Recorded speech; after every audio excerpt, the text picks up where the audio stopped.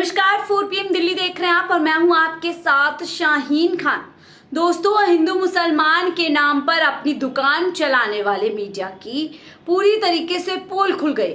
पर्दाफाश हो चुका है कि किस तरीके से हर हत्याकांड को पूरी तरीके से लव जिहाद का नाम दिया जाता है या फिर उसके नाम पर हिंदू मुसलमान किया जाता है।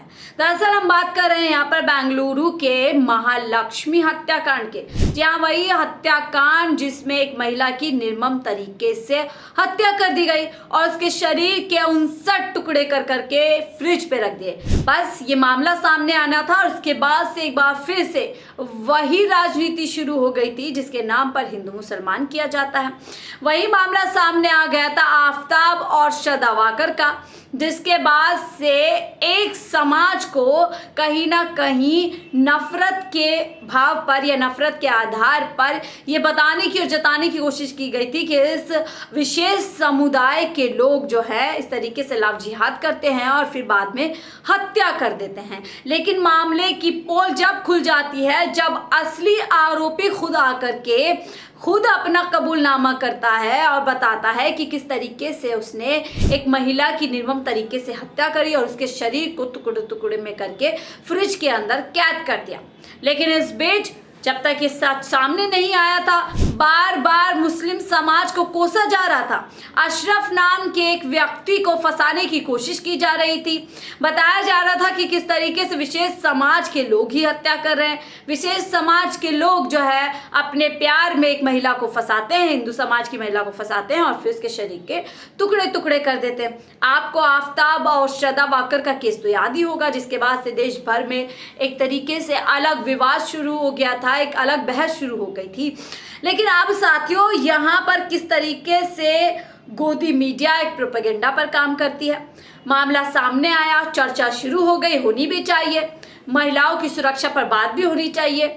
लेकिन जिस तरीके से इस मामले में पूरा ये घुमाने की कोशिश की गई कि एक मुस्लिम समाज के लड़के ने एक हिंदू समाज की लड़की की हत्या कर दी।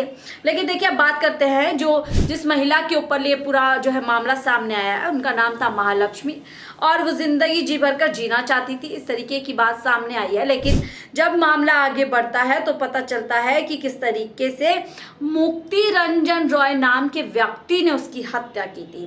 दरअसल पुलिस तहकीकात करती है और परिवार के कहने पर अशरफ नाम के एक व्यक्ति पर पूरा शक किया जाता है, जांच पड़ताल होती है। लेकिन वहीं इसी बीच दूसरी तरफ एक और जो है शव प्राप्त होता है। पता चलता है कि वो एक मुक्ति रंजन राय नाम के व्यक्ति का शव है और इसके साथ एक कबूलनामा भी सामने आता है। उसके शरीर के साथ एक कबूलनामा भी मिलता है शव के साथ में, जिसमें साफ तौर पर वो बताता है कि किस तरीके से उसने अपनी प्रेमिका महालक्ष्मी की हत्या की और उसके शरीर को टुकड़े टुकड़े में बांट दिया।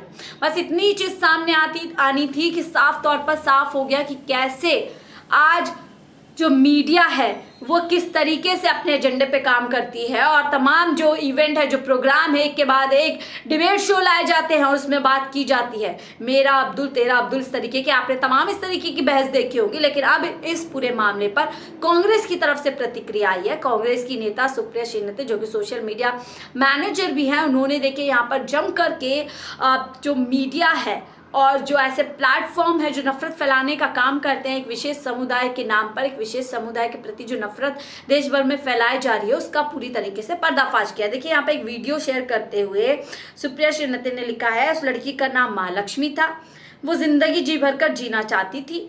महालक्ष्मी को एक दरिंदे ने 59 टुकड़ों में काट डाला। यह हैवानियत सुनकर रूह कांप गई थी। हैवान का नाम अशरफ पता चला। बहुत सारे टीवी शो हुए, आक्रोश व्यक्त हुआ, इंसाफ मांगा गया। फिर पता चला कि हत्या करने वाले का नाम मुक्ति रंजन रॉय है, जिसने आत्महत्या कर ली। साथ ही उसके बाद से गोदी गिद्ध और बीजेपी IT सेल के भेड़िए चुप हो गए। एक चुप्पी वहां पर पूरी तरीके से साध ली गई।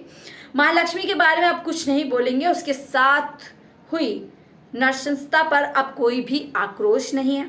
अब कोई इंसाफ और न्याय की गुहार नहीं लगाएगा, क्योंकि अब हत्यारा मुसलमान नहीं हिंदू निकला है। साथ ही वो कह रही है, ये वजह है कि इस देश की बेटियों के आज भी 59 टुकड़े हो रहे हैं, क्योंकि उनके आरोपी को उसके धर्म देखकर कटघरे में खड़ा किया जाता है, ना कि अपराध देख करके। हम लगातार यही बात कहते हैं साथियों कि मीडिया में रहते हुए मैं एक ये बात हमेशा कहती हूँ कि जो अपराध होता है उसका कोई धर्म नहीं होता, और जो धर्म का इंसान होता है वो अपराध कभी नहीं कर सकता। ये बात होती है, अपराधी अपराधी होता है, फिर वो चाहे किसी भी धर्म का हो, किसी भी जेंडर का हो या किसी भी कास्ट का हो। हम धर्म के आधार पर महिलाओं के लिए इंसाफ नहीं मांग सकते। अगर बेटी दलित है तो हम इंसाफ मांगने नहीं निकल सकते हैं। अगर बेटी जो है जो है कास्ट से आती है, ऊंची कास्ट से आती है, तो हम उस तरीके से चीज़ों को नहीं बांट सकते। यदि हम सुरक्षा की बात कर रहे हैं तो हमें हर एक बेटी, हर एक महिला के लिए सुरक्षा की बात करनी होगी, और यही कुछ यहाँ पर सुप्रिया श्रीनाथ कह रही है। पूरा वीडियो आप सुनिए क्या कुछ वो कह रही हैं। उस लड़की का नाम महालक्ष्मी था। वो जिंदगी जी भर के जीना चाहती थी, लेकिन एक वहशी दरिंदे ने उसके 1 नहीं 2 नहीं 59 टुकड़े कर डाले। वो हैवानियत की रूह कांप जाए। पता चला हत्यारे का नाम अशरफ है। खूब सारे शो हुए, बहुत आक्रोश हुआ, नाराज हुए लोग। बिल्कुल होना चाहिए था। चीख चीख कर महालक्ष्मी के लिए न्याय मांगा गया, इंसाफ मांगा गया, बिल्कुल सही किया गया। फिर पता चला कि हत्यारा मुक्ति रंजन राय है। उसने बाद में खुद भी खुदकुशी कर ली। एकदम से सारे गोदी गिद्ध और बीजेपी आईटी सेल के भेड़िए चुप हो गए। अब किसी को कोई फर्क नहीं पड़ रहा है महालक्ष्मी के साथ हुई बर्बरता, उसके साथ हुई नृशंसता से। अब कोई उसके लिए न न्याय मांग रहा है, न इंसाफ की गुहार लगा रहा है। अब कोई महालक्ष्मी के बारे में बात ही नहीं करना चाहता है। क्यों? क्योंकि हत्यारा अब मुसलमान नहीं हिंदू है। यही कारण है कि इस देश की बेटियों के आज भी 59 टुकड़े हो रहे हैं, क्योंकि हम उनके साथ हैवानियत कर रहे दरिंदों को, हैवानों को कटघरे में उनका धर्म देखकर खड़ा करते हैं, उनकी दरिंदगी नहीं। हैवान तो हर ओर है। तो आपने सुना, सुप्रिया यहाँ पर साफ तौर पर गंभीर आरोप यहाँ पर देश की मीडिया के ऊपर लगा रहे हैं, क्योंकि देश की मीडिया है ये जो हम तक ये खबर पहुंचाती है साथियों, और जो मुख्य मीडिया है उसका काम है कि वो सच तक पहुंचे तभी जाकर के कोई खबर दिखाए। लेकिन जिस तरीके से खबरें सामने आती है, फौरन मीडिया ट्रायल शुरू हो जाता है। बिना जांच पड़ताल के तय कर लिया जाता है कि जिस महिला की हत्या हुई है, जिस महिला के साथ अपराध हुआ है, उसका अपराधी मुसलमान है। लेकिन जब सामने बात आ गई खुल करके कि अपराधी एक मुसलमान समाज का नहीं बल्कि खुद उसका प्रेमी, जिसका नाम यहाँ पर मुक्ति रंजन राय बताया जा रहा है, वही उसका अपराधी था। उसी ने उसकी हत्या की और उसके शरीर के टुकड़े टुकड़े कर करके फ्रिज में पूरी तरीके से बंद कर दिए। देखिए, अब साथियों यहाँ पर आप लोगों को सोचने की जरूरत है कि यदि खुद मुक्ति रंजन अपने गुनाह का कबूलनामा नहीं करता, उसके पास चिट्ठी नहीं मिलती, या फिर पुलिस पूरी ईमानदारी के साथ जांच पड़ताल नहीं करती, तो क्या ये सच सामने आ पाता? क्या सच सामने आ पाता कि अशरफ नाम के व्यक्ति को फंसाया जा रहा है? पूरा यहाँ पे एक एजेंडा, एक प्रोपेगेंडा खेला जा रहा है, एक समाज को बदनाम किया जा रहा है। आप जरा सोचिए, अगर ये सच सामने नहीं आता तो आज एक बेकसूर सिर्फ और सिर्फ अपने धर्म के नाम पर, सिर्फ और सिर्फ उसका नाम अशरफ है इसलिए कई सालों के लिए जेल के पीछे चला जाता, और कौन सी नफरत का सामना उसको नहीं करना पड़ता, जरा गहराई से सोचिए। लेकिन यहाँ पर पूरी तरीके से मीडिया के साथ साथ तमाम बीजेपी का आईटी सेल्स एक्सपोज हो चुका है। अब कहाँ गई सारी इंसाफ की आवाज़ें? अब कहाँ गए सारे सवाल? कहाँ गए वो मीडिया के डिबेट जिन पर चर्चा की जा रही थी? पूरा आफ्ताब और श्रद्धा वॉकर के केस को ला करके उसी तर्ज पर पूरी बहस की जा रही थी। सवाल बहुत बड़ा, लेकिन जवाब इसका नहीं मिलेगा, क्योंकि हमें पता है कि किस तरीके से आज देश का मीडिया अपना काम कर रहा है। बहरहाल, आपका इस मामले पर लेकर के क्या कुछ सोचना है?